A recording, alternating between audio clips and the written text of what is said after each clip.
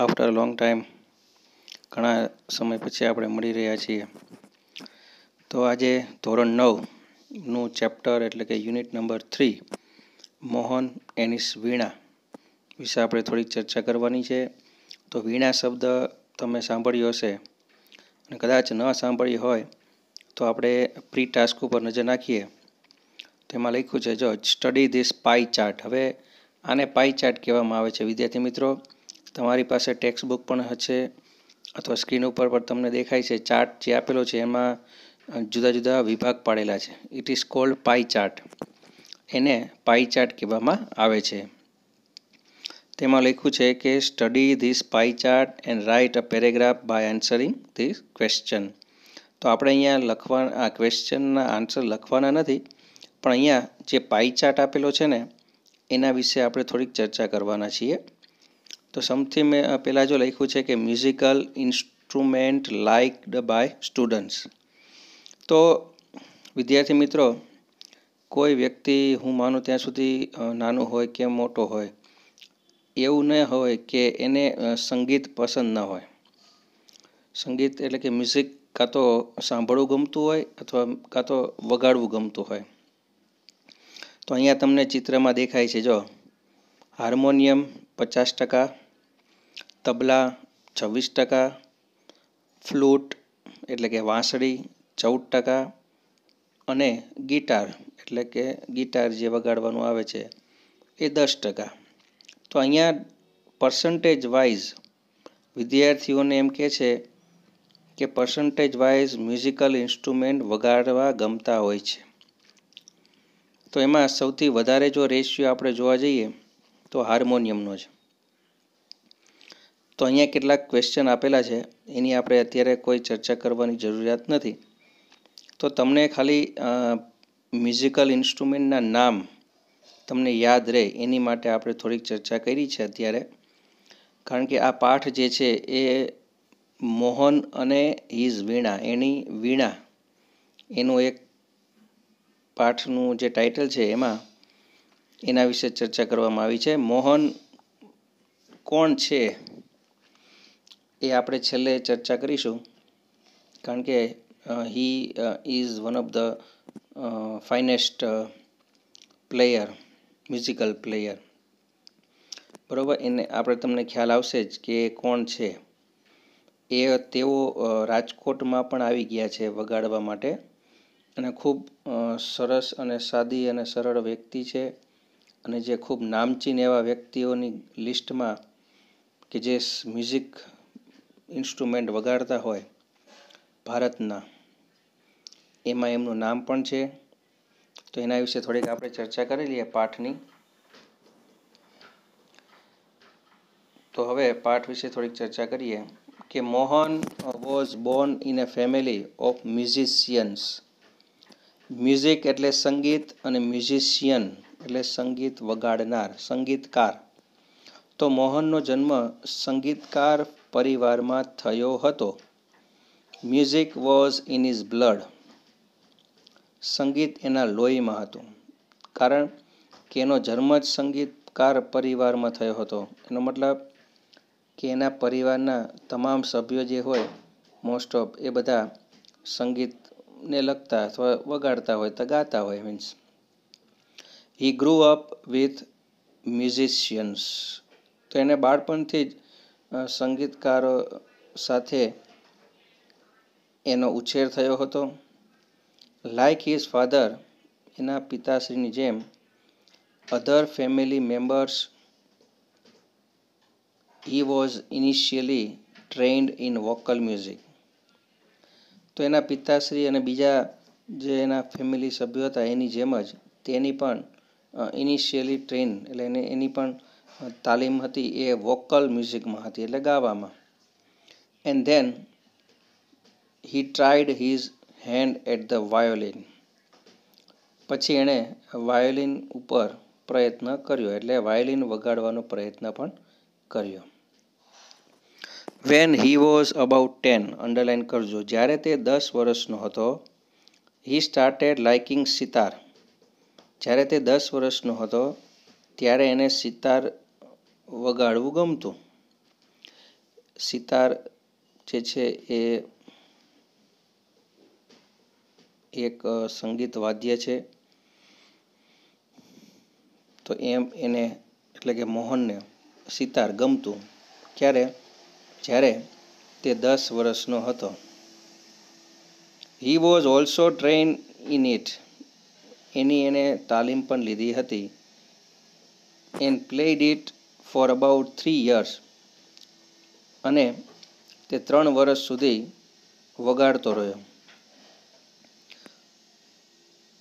A German lady came to stay with Mohan's family. એક German lady, German એટલે જર્મનીથી જે આવી હતી. ઇન્ડિયાથી આવ્યા હોય તો ઇન્ડિયન કહેવાય, અમેરિકાથી આવ્યા હોય તો અમેરિકન્સ કહેવાય, બરાબર. ઇંગ્લેન્ડથી આવ્યા હોય તો ઇંગ્લિશ મેન કહેવાય. તો જર્મનીથી આવી હતી લેડી એટલે એને જર્મન લેડી કહે છે. કેમ to stay with Mohan's family to learn music from his father. Underline કરજો.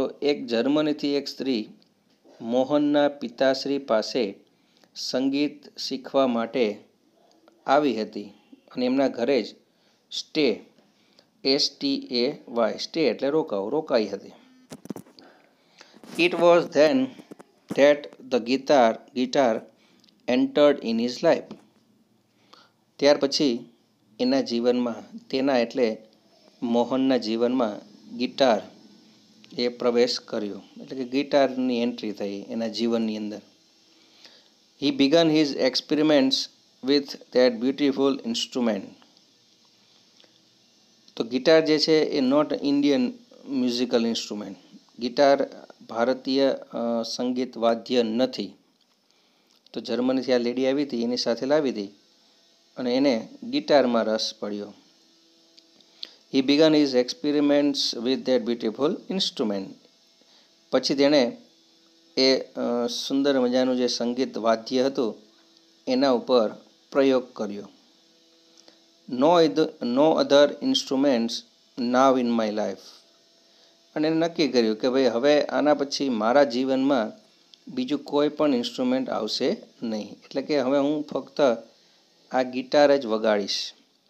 આઈ want to play the guitar only. મારે ફક્ત ને ફક્ત ગિટાર જ વગાડવું છે. Said Mohan to himself. Underline કરજો.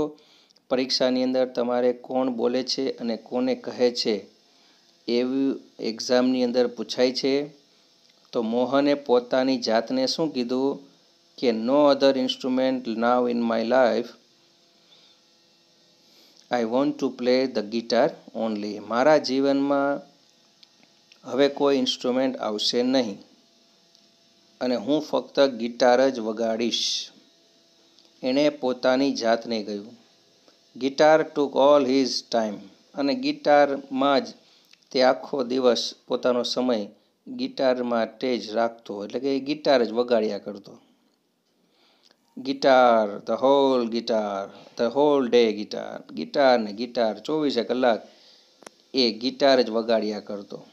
અવર્સ, જો આ પોઝેસિવ પ્રોનાઉન કહેવાય, એટલે સંબંધક વાચક સર્વનામ જે છે અવર અને અવર્સ. તો અવર્સ જે છે એ કર્તા તરીકે પણ યુઝ કરી શકાય છે, એટલે જીરંડ તરીકે પણ યુઝ થાય છે. ગ્રામરનો એક ટોપિક છે. તો એમ કે છે અવર્સ ઇઝ અ ફેમિલી. અમારું એવું પરિવાર છે કે જ્યાં, જો અહીંયા વેર શબ્દ જે છે ને એ રિલેટિવ પ્રોનાઉન કહેવાય, એટલે સંબંધક વાચક સર્વનામ જે છે એમાં WH શબ્દો બધાય વાક્યની વચમાં આવતા હોય છે, બે વાક્યને જોડવા માટે. તો અવર્સ ઇઝ અ ફેમિલી એક વાક્ય થયું કે જ્યાં, વેર એટલે કે જ્યાં, સિતાર, વોકલ અને ક્લાસિકલ વાયોલિન આર પ્રેક્ટિસ્ડ. હવે મોહન એમ કહે છે કે અમારું એવું પરિવાર છે કે જ્યાં સિતાર વગાડવામાં આવે છે, વોકલ્સ એટલે ગાવાનું શીખવાડવામાં આવે છે, અને ક્લાસિકલ વાયોલિન એટલે વાયોલિન શાસ્ત્રીય સંગીત જે છે એની જ પ્રેક્ટિસ કરવામાં આવે છે. The guitar does not have the effect. Which our instruments do. શું કે છે, ગિટારની જે ઇફેક્ટ છે, ગિટારની જે અસર છે એ એટલી બધી નથી કે જે અમારા સિતાર અને વાયોલિન જેવા વાદ્યમાં અમને મળતી હોય. કારણ કે એનો પરિવાર જે હતો એ જૂનવાણી પ્રકારનો પરિવાર હતો, એટલે ત્યાં જૂના જૂના જે ઇન્સ્ટ્રુમેન્ટ્સ છે, સિતાર પછી શાસ્ત્રીય સંગીત, એવા બધા ઇન્સ્ટ્રુમેન્ટ જ વગાડવામાં આવતા. એટલે ગિટારનું એટલું બધું એમના પરિવારની અંદર મહત્ત્વ નહોતું. કારણ કે it's not from India. Underline કરજો, ગિટાર જે છે એ ઇન્ડિયાનું એટલે કે આપણા ભારતીય સંગીત વાદ્ય નથી. Said one of the family members.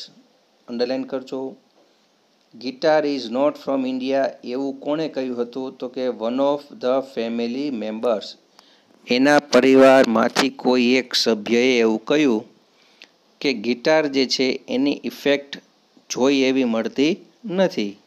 અને બીજું તો કે એ તો ભારતનું વાદ્ય પણ નથી. Do you know your father does not approve your love for the guitar, said his aunty. આંટીએ કહ્યું, શું કીધું કે તને ખબર છે કે તારા પિતાશ્રી ને તારો ગિટાર પ્રત્યેનો જે પ્રેમ છે એ ક્યારેય અપ્રૂવ, APPROVE, એ ક્યારેય સ્વીકારશે નહીં. તને ખબર છે કે તારા પિતાશ્રી ક્યારેય નહીં સ્વીકારે કે તું ગિટાર વગાડે. But his mother came to help him. પરંતુ એના મમ્મી જે હતા, માતા, એ એની મદદ માટે આવ્યા. મદદ માટે એટલે એના પક્ષમાં આવ્યા એમ. કારણ કે મોહને નક્કી કર્યું હતું કે મારે ગિટાર જ વગાડવું છે, અને એના પરિવારની અંદર કોઈ પણ વ્યક્તિને ગિટાર પસંદ નહોતું. કારણ તો એવું માનતા કે ગિટારની કોઈ એવી ઇફેક્ટ નથી જેવી સિતારની હોય કે વાયોલિનની હોય. અને basically it is not from India. It is not an Indian instrument. કારણ કે એ ઇન્ડિયાનું ઇન્સ્ટ્રુમેન્ટ પણ નથી. એટલે બધા એની તરફેણમાં નહોતા, પણ એક એની માતા જ એવી હતી કે જે એની બાજુમાં એટલે કે એની તરફેણમાં હતી. એણે કહ્યું કે લેટ હિમ ફોલો હિઝ હાર્ટ્સ ડિઝાયર્સ. એણે કીધું કે એને જે કરવું હોય તમે કરવા દો. એટલે કે એની મનની જે ઈચ્છા છે ને એ એને પૂરી કરવા દો. C declare. જો ચિત્રની અંદર તમે જોઈ શકો છો, મોહન ભટ્ટ જે છે એ શાસ્ત્રીય સંગીતકાર છે, અને એમના હાથમાં જે ઇન્સ્ટ્રુમેન્ટ તમને દેખાય છે ને એ એની વીણા છે. જો તમે જોઈ શકો છો કે ઇન્સ્ટ્રુમેન્ટ જે છે ને એ એમણે જાતે બનાવ્યું છે, મિક્સ કર્યું છે. જો ગિટાર અને વીણા એ બંનેને એમણે મિક્સ કરીને એક એવું પોતાનું વાદ્ય બનાવ્યું, એને મોહનની વીણા એવું નામ આપવામાં આવ્યું. તો એના મમ્મીએ કીધું કે તમે એને એની જાતને એને જે કરવું હોય એ તમે કરવા દો. Then his father started supporting him. પછી એના પિતાશ્રી પણ એને સપોર્ટ કરવા લાગ્યા. He was enjoyed. એને ગિટાર વગાડવું ગમતું. And decided to modify this western instrument. Modify કરવું. જો મોડિફાયનો મતલબ વિદ્યાર્થી મિત્રો, જે વસ્તુ હોય એમાં કંઈક સુધારા વધારા કરી અને એને રજૂ કરવું. It is called modified. બરાબર, નવું બનાવવું એમ. એણે આ વેસ્ટર્ન ઇન્સ્ટ્રુમેન્ટ જે હતું ને એને મોડિફાય કરવાનું નક્કી કર્યું. He try to make it suitable for playing pure Indian classical music. Instrument વિદેશી પણ એમાં વાગે શાસ્ત્રીય સંગીત, એવું એણે આયોજન કર્યું. He spend 2 more years with guitar only. એણે 2 વર્ષ સુધી ગિટારમાં પ્રેક્ટિસ કરી. One evening there was a gathering. જો ગેધરિંગનો મતલબ થાય છે એકઠા થવું, ભેગું થવું. Of close family friends. એક જગ્યાએ એક સાંજે તેના પરિવારના બધાય સભ્યો એક જગ્યાએ ભેગા થયા. In this small gathering, Mohan's brother, sister and nephews એટલે ભત્રીજો. મોહનના ભાઈ, સિસ્ટર અને એના ભત્રીજાઓ બધા એ બધાય ત્યાં ભેગા થયા કે જ્યાં તેઓ શું કરવાના હતા? વેર ઓલ્સો પરફોર્મિંગ આર્ટિસ્ટ, કે જેઓ બધાય પરફોર્મિંગ આર્ટિસ્ટ એટલે કલાકાર હતા, સંગીત વાદ્ય વગાડવા વાળા હતા. એ બધાએ ત્યાં ભેગા થયા and played music on there classical instrument. અને ત્યાં બધાએ ફંક્શનમાં એ ભેગા થયા અને ત્યાં બધાએ ક્લાસિકલ એટલે શાસ્ત્રીય સંગીત વગાડવા માટે બધાએ ભેગા થયા અને વગાડ્યું. There was a great appreciation. એપ્રિસિએશનનો મતલબ થાય છે પ્રશંસા કરવી, વખાણ કરવા. બધાએ ખૂબ વખાણ કર્યા બધાયના. મોહનને પણ expressed his wish to perform. મોહને પણ પરફોર્મ કરવાની ઈચ્છા બતાવી કે હું પણ બધાયની વચ્ચે સંગીતનું સાધન જે છે એ વગાડું. કારણ કે એના ભાઈઓ, એની બેન, બરાબર, એના કાકાના ભાઈ એની બધાએ જે વગાડ્યું હતું તો એના આધારે એણે પણ ઈચ્છા થઈ અને હી પ્લેડ ઓન ગિટાર, અને એને ગિટાર વગાડી. જો વિદ્યાર્થી મિત્રો, કોઈ પણ ઇન્સ્ટ્રુમેન્ટને વગાડવા માટે પ્લે શબ્દનો જ ઉપયોગ કરવામાં આવે છે. હી પ્લેડ ક્રિકેટ તો એ રમત છે, પણ જ્યારે કોઈ ઇન્સ્ટ્રુમેન્ટ વગાડવું હોય ત્યારે હી પ્લેડ ઓન શબ્દ વપરાય. On guitar, he played on tabla, he played on violin. તો જ્યારે પણ કોઈ મ્યુઝિકલ ઇન્સ્ટ્રુમેન્ટ વગાડવા માટે કોઈ શબ્દ નથી અંગ્રેજીમાં, એની માટે પ્લે શબ્દ વાપરવામાં આવે છે. After his performance a relative said, એનું જે પરફોર્મન્સ જોયા પછી એના એક સંબંધીએ કીધું, અંડરલાઈન કરજો, you need to work very hard with the new instrument. બધાએ પોતપોતાના મંતવ્ય આપ્યા. તો એના એક સગા સંબંધીમાંથી એક વ્યક્તિ એવું કીધું કે તારે બેટા હજુ ઘણી બધી આ ઇન્સ્ટ્રુમેન્ટમાં મહેનત કરવાની જરૂર છે. One of the relatives said. જો વન ઓફ શબ્દ છે ને એ પણ એક પ્રેપોઝિશન છે. વન ઓફ ને ધ રેસ્ટ ઓફ ને બધા. તો વન ઓફ એટલે બધામાંથી એક.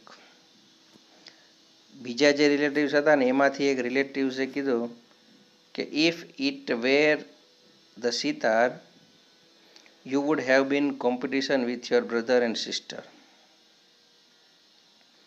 જો, ઇફનો મતલબ થાય છે જો. ઇફ છે ને એ જો અને તો એટલે કે શરત દર્શાવે.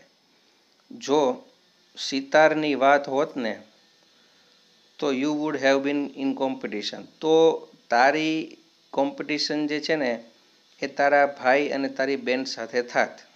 જો સિતારની વાત હોત તો. કારણ કે you have already spent 2 years on it. પરંતુ તે તો તારા 2 વર્ષ આ ગિટારમાં જ પસાર કરી દીધા. But still this instrument needs more. પણ હજુ પણ આ ઇન્સ્ટ્રુમેન્ટ વગાડવા માટે તારે મહેનતની જરૂર છે. આફ્ટર હિઝ પરફોર્મન્સ, થોડાક એના પરફોર્મન્સ જોયા પછી કોઈ એક વ્યક્તિએ કીધું કે the sitar's sound is like a flowing stream. Sitar વાગતું હોય ને તો જાણે એમ ખલખલ ખલખલ ખલખલ નદી વહેતી હોય ને, ઝરણું. સ્ટ્રીમનો મતલબ થાય છે ઝરણું. જાણે કોઈ ઝરણું વહેતું હોય ને એવો એનો ખલખલ ખલખલ અવાજ આવતો હોય છે. પરંતુ your instrument doesn't have that depth.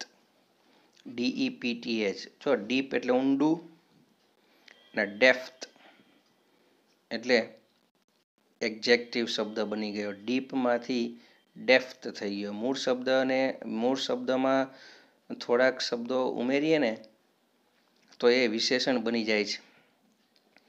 તો ડેપ્થનો મતલબ થાય છે ઊંડાણ. તો કે સિતાર તો જાણે આમ ખલખલ ઝરણું વહેતું હોય ને એવો અવાજ આવતો હોય, પણ તારા ઇન્સ્ટ્રુમેન્ટમાં એવી કોઈ આમ ડેપ્થ નથી, એટલે કે એટલી એવી કોઈ મજા નથી આવતી. યેટ અનધર સેડ, બીજા કોઈ એક વ્યક્તિએ કહ્યું, your brother plays the violin, તારો ભાઈ જો વાયોલિન વગાડે છે. હિઝ સૂર એન્ડ તાલ આર સો બ્યુટીફુલ, સંગીત વગાડવા માટે સૂર અને તાલની ખૂબ જરૂર પડે છે. સંગીતનું જ્ઞાન ખૂબ જરૂરી છે વિદ્યાર્થી મિત્રો. તો એના જે સૂર અને જે તાલ છે ને એ ખૂબ સરસ છે. What are you doing with this instrument, તો તું આ ઇન્સ્ટ્રુમેન્ટમાં શું કરે છે? તારો ભાઈ કેવો સરસ મજાનો વાયોલિન વગાડે છે, તો તું આ ઇન્સ્ટ્રુમેન્ટમાં કેમ ટાઈમ બગાડે છે, એવું કહેવા માંગે છે. મોહન વોઝ ડિપ્રેસ્ડ, આટલું સાંભળતા જ મોહન ડિપ્રેસ્ડ થઈ ગયો. ડિપ્રેસ થવું એનો મતલબ થાય છે ઉદાસ થઈ જવું, નિરાશ થઈ જવું. And cried for the whole night, અને આખી રાત બિચારો એ રડતો રહ્યો. He had already given 2 years of his life to this instrument. એ કારણ કે એણે પોતાના 2 વર્ષ જેટલો સમય આ ઇન્સ્ટ્રુમેન્ટ પાછળ પસાર કરી દીધો, અને એને ખૂબ મહેનત પણ કરી હતી. એની ખૂબ ઈચ્છા પણ હતી કે આ ઇન્સ્ટ્રુમેન્ટને હું વગાડું અને આ ઇન્સ્ટ્રુમેન્ટને હું નવું બનાવી દઉં, અને આ ઇન્સ્ટ્રુમેન્ટથી મારી જે પ્રેક્ટિસ છે એ વધારે ને વધારે સારી થાય. એટલી એણે ખૂબ મહેનત કરી હતી, પરંતુ એટલું એ કરી ન શક્યો, અને એના કારણે એ ખૂબ નિરાશ થઈ ગયો.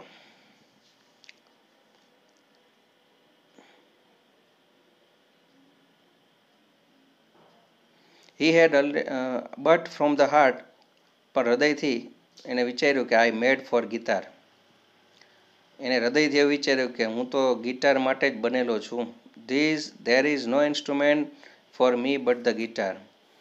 He thought, એને વિચાર્યું કે હવે મારા જીવનમાં ગિટાર સિવાય બીજે કોઈ પણ ઇન્સ્ટ્રુમેન્ટ નહીં આવે. This instrument will become my face to the world. આ જ ઇન્સ્ટ્રુમેન્ટ મને દુનિયામાં મારું ઓળખાણ અપાવશે, મારું નામ કરાવશે. I am sure I am going to make it big, very big. અને હું મારું નામ ખૂબ મોટું કરીશ. He was determined. ડિટરમાઇન્ડનો મતલબ થાય છે નક્કી કરવું. એને નક્કી કરી લીધું કે આ ઇન્સ્ટ્રુમેન્ટથી જ મારું નામ કમાવીશ અને દુનિયામાં હું મારું નામ ખૂબ મોટું કરીશ, ઊંચું કરીશ. These experiments took place when Mohan was only 16 years of age. Underline કરજો. આ બનાવ ત્યારે બન્યો જ્યારે તેની ઉંમર માત્ર 16 વર્ષની હતી. વિદ્યાર્થી મિત્રો યાદ રાખજો, 16 વર્ષની ઉંમરમાં એને જીવનનું ડિસિઝન લઈ લીધું હતું. આપણે 30 વર્ષ સુધી પણ ડિસિઝન નથી લઈ શકતા મારે શું કરવું. તો મહાન માણસોની આ નિશાની છે. જે વ્યક્તિઓ ઊંચાઈ પર પહોંચ્યા છે ને એમને નાનપણથી, એટલે કે નાની ઉંમરમાં જ ડિસિઝન લઈ લીધા છે કે મારે આ જ વસ્તુ કરવી છે. અને જેને હજી એ પણ નથી ખબર હોતી કે મારે શું કરવું હોય, તો ખરેખર એને વિચારવા જેવું કહેવાય કે તમારી 16 વર્ષની ઉંમર એટલે તમારા જેવા અથવા તમારાથી એકાદ વર્ષ મોટો હોય તો એણે નક્કી કરી નાખ્યું કે હું ગિટાર જ વગાડીશ. It was the turning point of his life. એના જીવનનો આ ટર્નિંગ પોઈન્ટ હતો. વિદ્યાર્થી મિત્રો, ટર્નિંગ પોઈન્ટ એટલે શું? ટર્નિંગ પોઈન્ટ એટલે વળાંક આવવું. વળાંક એટલે કોઈ એક પ્રસંગથી જીવન બદલાઈ જાય. જીવન કેમ બદલાઈ જાય? તો કે એક એવો પ્રસંગ અથવા એ કોઈ એવું બની જાય આપણી સાથે કે જેનાથી આપણે કંઈક નક્કી કરી નાખીએ કે હું આમ કરીશ ને હું તે કરીશ ને ફલાણું કરીશ, તો એને વળાંક કહેવાય. આપણે કેમ સ્કૂટર ઉપર બાઇક લઈને ગાડી લઈને જતા હોય તો વળાંક ગમે ત્યારે આવે તો આપણે ધ્યાન રાખવું પડે ને, અને એ વળાંક પછી શું હોય એ આપણને ખબર નથી હોતી. તો જ્યારે વળાંકમાં વળીએ ને ત્યારે આપણને ખબર હોય કે અહીંયા શું છે. એટલે એવું જ આની સાથે થયું. વિદ્યાર્થી મિત્રો, બાકીનું જે છે ને આપણે એ નેક્સ્ટ લેક્ચરમાં આપણે ચર્ચા કરીશું. ત્યાં સુધી તમે વિડીયોને વારંવાર રિપીટ કરતા રહેશો. ન સમજાય તો જોતા રહેજો ખાસ. બરોબર? ત્યાં સુધી good bye, have a nice day.